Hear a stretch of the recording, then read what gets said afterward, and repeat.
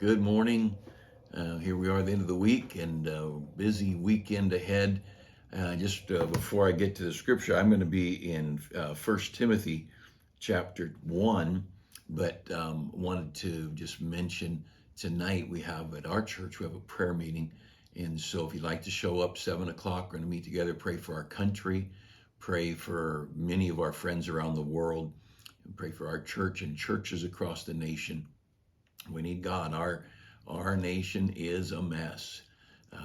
Just an amazing thing, from the White House right on down to the local community, and the churches are in need. There's never been a time when we've had such an inept administration in the White House, not in my lifetime anyway. You've heard of lame duck administrations. We've got a dead duck administration, and it's where God has us. And but our country needs prayer.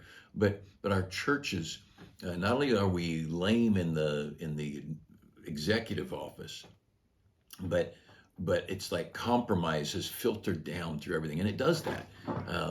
There is a trickle down from management. You get a crooked mayor, you get a crooked police chief, the guys on the street are going to have a hard time staying straight.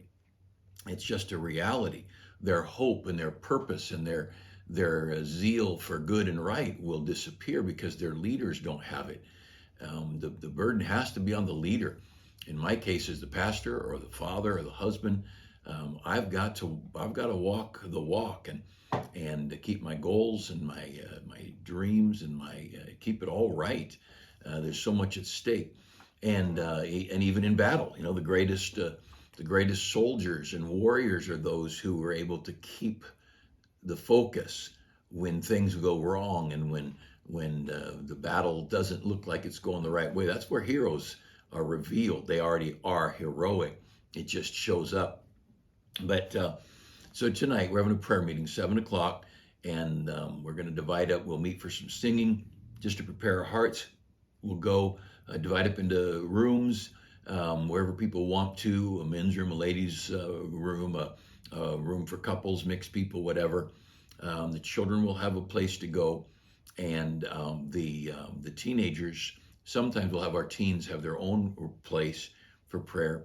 But in this case, we're going to have them in with the adults. Just the idea was sometimes good for the teens to hear the adults pray, good for the adults to hear the teens pray. I don't know if the teens are going to pray as much as they would around adults as they would around teens, but that's what we're going to do tonight. And so I hope you can join us. If you're not able to come to church and you'd like to join in prayer at least at the same time, I get, I think, a monthly note from some friends in Washington, D.C., and they have a night of prayer for the country. And I've never called in, but they get people to call in so you can hear each other praying. But I have prayed corporately like that. So if you want to join us from home, 7 o'clock here, California time, we're going to God on behalf of American citizens in Afghanistan, people that are, look, I think of the Benghazi story, and I think our administration literally abandoning our people, and people dying just because our administration felt it was politically best to not act. And what a corrupt world, but what a good God. We have made this mess. And again, we're going to get to 1 Timothy in a minute, but we as Americans have made this mess by putting Sunday sports in front of Sunday school. We've made this mess by putting television in front of Bible and good books. When families used to read or knit or work in the evenings, now they squat in front of the cesspool of iniquity, like a dirty old toad squatting to lap up some fly that comes by, disease-ridden bug. And we have done that in America. We have thrown our children into schools where God is not welcomed, where the Bible is not welcome, where Jesus Christ is not welcome, where you could talk about Native American worship, but you can't talk about Jesus Christ, where you could talk about Islam and the Quran, and you could do a report on the Quran in high schools across America, but you could not do a report on the Bible. And And of course, every school is different. There are exceptions, but not many. We have thrown our children to the atheistic wolves of America for the last 50 years. And so we've pretty well tossed out Sunday school. We've tossed out home Bible reading. We've taken God out of our children's school and education. And then we've begun in all through the last 50 years to justify sin, to explain why we do these things that God says are wrong, whether it be adultery or lust or covetousness or anarchy and rebellion from Dr. Spock saying kids have a right to kick their parents in the shin or whatever abominable ideas he had, all the way up to universities saying that college students have a right to demand certain classes or to burn down and take over educational buildings, or on and on the story goes. We have so condoned things that God condemns. And so you take out Sunday school and you fill our minds with garbage every night of the week, and you take out Bible reading, and then you put in this public education that's godless. And it's no wonder God stepped back and said, let me show you what your country would be like without Jesus. And it's not a pretty sight. So I hope you'll take time to pray. I hope you pray every day for your country.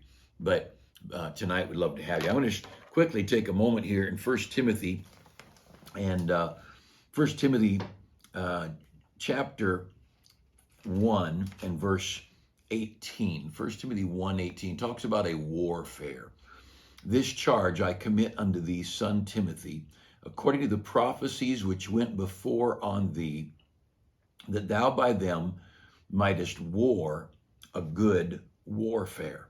That thou mightest war a good warfare. And there's a lot in there, but the one thing I want to talk about is a warfare. We are at war. Over in later, Paul says, fight the good fight. Later on in 2 Timothy, Paul says, I have fought a good fight, and I've finished my course. And so Paul talks about wrestling in Corinthians. We wrestle not against, or in Ephesians, we wrestle not against flesh and blood. There's the wrestling going on. In Corinthians, Paul talks about, so fight I, not as one that beateth the air like sparring, but I fight. I keep under my body to bring it into subjection. 1 Corinthians 9 he talks about. And so a lot of Paul's illustrations, wrestling, fighting. In Hebrews, the writer of Hebrews chapter 12 says, run the race that is set before you. Again, with those Olympic type things envisioned in our minds. We've got a competitive thing. We've got a race to run. And now war. Paul says that no man that warreth entangleth himself with the affairs of this life. And then he talks about being a good soldier of Jesus Christ. So you go through the Bible, you find a lot of illustrations for you and me that have to do with warfare and fighting, wrestling and running, sporting competition, as well as violent military combat. We're at war. And so I just want to take a moment or two and give you some illustrations. In war, you have an enemy. In war, you have an enemy, and we certainly do have an enemy. The adversary, the devil, 1 Peter writes, is a roaring lion walketh about, seeking whom he may devour. And so we've got an enemy seeking to devour us. In war, you have casualties. You have people who just get wounded or people who die in battle. It's a reality. And we have this enemy seeking whom he may devour. There are some who get tripped up and stumble along the way. John Mark did early in his ministry, quit, ran back, left Paul and Barnabas. And later, he became very valuable. He got mature in his faith, got strong, came back, was very, very useful to the Apostle Paul and to the ministry of the gospel. If I understand it right, I believe he was a missionary to the area of Babylon. I think he was there. And that where Paul writes, the church that's in Babylon greeteth thee. I think there was some, John Mark became a very strong, devoted Christian. But in a battle, there's an enemy. In a battle, in a war, there are casualties. Also in a war, there is training and conditioning. Training and conditioning. I just heard a guy on the news talking about problems with our current military situation, where they're spending more time trying to learn the proper pronouns to use for people that are confused about their gender. And they literally, this one soldier said, I have not had time to qualify with my firearms.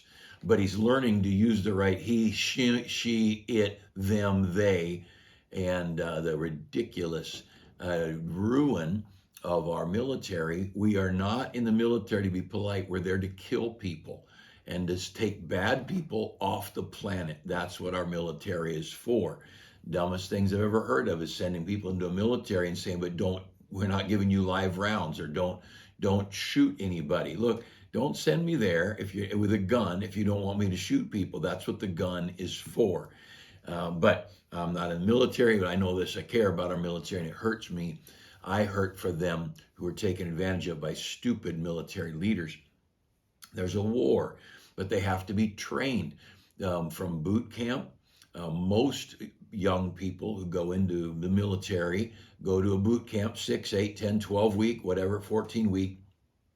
That's their boot camp. And then they go from there to further training, a special area of expertise, aircraft mechanics, maybe marine recon, whatever it might be. They'll go for a specific area of training. So they've got training, their basic training, then they'll call it basic training, and then they go into their, and I'm not sure what they call the specific training for each branch of service and whatever career path they take. But there's training, and see, as a child of God, understand this: we have an enemy, and there are going to be casualties. We're going to be attacked. We have a vicious enemy who's after us. Christianity is not this mild-mannered, peaceful walk in the park, but there's training. And so anybody would tell you in boot camp, they push you. They push you to do or to perform or to be what's very hard for you to be by nature. And they'll push you further than you think you can go, and they'll try to strengthen your abilities to deal with certain things. And I've read books and heard all kinds of stories. It's amazing what some of our military go through. And the more difficult the assignment, the more difficult the training. Boy Scouts training is not as hard for a camp out as the training somebody in the Rangers has, or a SEAL team or whatever, to go do what they're doing. One of the young men from our church was a Marine sniper for a long time. And that training, I've watched some of the videos that they have that are public of Marine Corps sniper training. It's no easy path. It's something beyond what any average Army, Navy, Air Force person ever went through, because he's doing something exceptional that requires extensive training. Just like the helicopter mechanic. We had a guy in our church who was a helicopter mechanic for the military. He had to have extensive training in his area, like the sniper had to have extensive training in his area. And so depending on what God has you and me designed to do, he's going to give us training. He's going to put us in places where we're going through things. And the thing about Christianity is, until you start breathing celestial air, until you're done with this earth and you leave this earth and go to heaven, you're still an active enlisted man. You're still on the rolls, and God still has a plan for you, whether you're 50 or 80, doesn't matter. God's got a plan for you. And so since God is moving you and using you, he's also training you and training me. And you'd think after 20, 30 years in the ministry, my training would be settled and I could just preach and teach the word of God and pray, witness, and go soul winning. And you'd think that'd be it, but that's not it. My most hardcore training has certainly been in the last decade or less. God puts us through training. Why? To use us. And so I'm trusting that I want to pass my exams, and I want to be useful to God for whatever he has next for me. And so he says that thou by them shouldest war a good warfare, a good warfare. Now, so a war, you've got an enemy, you've got people who are wounded, you've got casualties, you've got training and specialized training, difficult training. And then what else you have? You have to fight. You can't be passive at war. You can't sit back like Mahatma Gandhi and say, I'm not going to fight bad people. I will just be one with nature and everybody will leave me alone. Well, that might work for one, but it might not work for the other.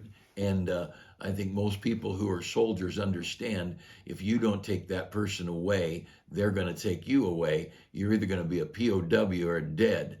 And that's the rule. Now you get those unusual people like, I'm blanking on the guy at Hacksaw Ridge who went in as a medic and wouldn't carry a gun because of his religious convictions, and he was heroic beyond words, but his life was at risk every day, and he fought in all kinds of ways. The story's a great story, but we need to understand there is fighting to be done. War is a two-way street, and we need to be sober. 1 Peter 5 says we need to be vigilant. We ought to always be paying attention, be sober, be vigilant because of our adversary, the devil. We ought to always be ready, and we need to fight the good fight of faith. There's times your faith is going to be attacked, and you're going to be tempted to give up your faith. And so I don't know if it's all true. And if God's so good, why is this happening? And if God's so good, why did this person suffer like they suffered? Your faith is under attack. And so we need to realize we have to fight back. We have to, if we're going to be in war, we have to have weapons that we become expert at. And if I was going to be shooting a gun in a military situation, law enforcement, where literally lives are at stake, I want to be expert at it. And I've always been pro-gun, and I think if someone owns a firearm, they should be very proficient so that you don't misuse that firearm. And if you have a bow and arrow, you ought to know how to shoot it, and anybody that could get their hands on it should know safety and how to shoot it. Same with a firearm. If somebody's going to drive a car, they ought to know how to drive safely, drive in a way that they would not harm others. And so you're going to have to know how to use your weapon. Well, 2 Corinthians chapter 10 says that our weapons, the weapons of our warfare, are not carnal. They're not physical weapons, but they're mighty through God to the pulling down of strongholds. This is one of our weapons. Ephesians talks about the sword of the Spirit, which is the word of God. And so I've got this weapon. I'm going to have to become skilled. If I'm going to be a good soldier, I've got to become skilled at the use of my weapon. And so I'm going to need time in my Bible. I'm going to need to listen to preaching, because preaching, hearing it gives me faith. Hearing opens it up, helps me to understand my Bible better as I hear people teach and preach. I'm going to need to study to show myself approved unto God, a workman that needeth not to be ashamed. I'm going to have to be a student. And so right there's enough things. If we're at war, we've got an enemy. That enemy's after us. There's going to be people who are casualties. And by the way, when someone is wounded in battle or a casualty somebody falls in battle, you don't throw your gun down and stand up and say, I quit. This war is not fair. No, that's what war is. And people are going to stumble. People are going to be hurt. And we're going to lose people. And we're going to lose good people and whatever it might be. So there's an enemy, and there's people that are going to fall. And we've got this personal training that God is going to do. He's going to train us and work on us. We've got our personal weapons that we need to be proficient at.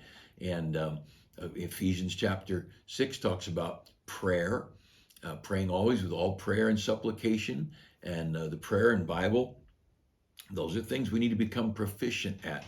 And then we need to be willing to fight. I mean, just be willing to fight, willing to push back, willing to not give in, I love the story of Jim Vineyard. He was bus director for Dr. Jack Hiles, and he pastored for many years in Oklahoma City. And then he was very involved in ministry to the Jewish people, especially the Jewish military in Israel. And he was preaching here for us, and he told about, I want to say it was military time. I'm not positive about that, but he was a boxer, and he's boxing this very difficult opponent, and gets knocked down and nearly knocked out. And then next round, he's knocked down, nearly killed. And next round, and he's just getting beat up by this guy. And then he said, third, fourth round, whatever it was in boxing, that guy broke his jaw. And when you have a broken jaw, it might be time to stop. But he said, I went back in, and in the next round, I knocked him out, and I won the match. And that's fighting. the willingness to keep pressing on and keep pressing on. And this is a battle we're in. We are not at a Sunday school picnic. We are at war, and we've got an enemy. And our country has got enemies. Our churches have enemies. You and I personally have enemies, and all those enemies are rooted in Satan. And we've got a demonic enemy who's out to get us, and we need to be in the battle until we see him face to face. Don't be surprised when there's a battle. Of course, there's a battle. You're facing the most ruthless enemy in the history of life, the most vicious and vile and sophisticated enemy. And he's after you, he's after me, he's after our marriage, he's after our churches, he's after our children. And he will use anybody, counterterrorism, double agents, spies. He'll use anything he can because he wants to destroy you and me. He wants to destroy our families. He wants to destroy our churches. And of course, he wants to destroy our country. The country putting more preachers and more Bibles and more gospel materials into the hands of the world than any other nation, probably than most of the nations in the world put together. Of course, he's after the America. So let's fight the good fight of faith, and let's lay hold on that eternal life. And we're going to see him one day. When the battle's over, like the song says, when the battle's over, we shall wear a crown. And that'll be a good day. Hey, have a good Friday. Soul winning, again, prayer meeting tonight at 7, soul winning tomorrow morning, 9:45. Sunday school at 9, church at 10:30. Let's be in our places. Sunday night church at 6:30. Let's be in our places in church. This is important. Our country is going to hell, and our world is struggling, and we need to be, the church house ought to be filled, just overflowing with people going to God, begging for mercy. All right, you have a great day, and hopefully, Lord willing, I'll join you on Monday with our next morning moments.